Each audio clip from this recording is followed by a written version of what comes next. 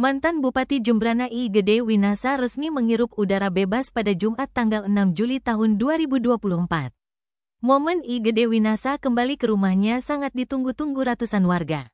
Mereka tampak setia menunggu dari malam hingga I Gede Winasa benar-benar tiba di rumahnya di lingkungan Baler Bale Agung, Kelurahan Tegal Cangkring, Kecamatan Mendoyo, Kabupaten Jembrana, Jumat malam. Warga ini tak hanya mereka dari sekitar rumah Winasa. Banyak juga dari pelosok desa di Jembrana. I Ketut Tirta merupakan salah satu warga Banjar Pangkung Jajang, Desa Tukadaya, Kecamatan Melaya yang menanti kehadiran mantan Bupati Jembrana 2 periode itu. Pria berusia 57 tahun ini datang tak sekadar memastikan Winasa benar-benar tiba di rumahnya. Tirta sengaja datang untuk membayar kaul saat Winasa bebas dari penjara. Begitu Winasa tiba, pria yang mengaku sebagai tukang bangunan ini langsung bayar kaul, yakni menggendong Winasa dari pintu gerbang hingga halaman rumah Winasa. Tirta mengaku sendiri sejak dulu mengagumi sosok Winasa.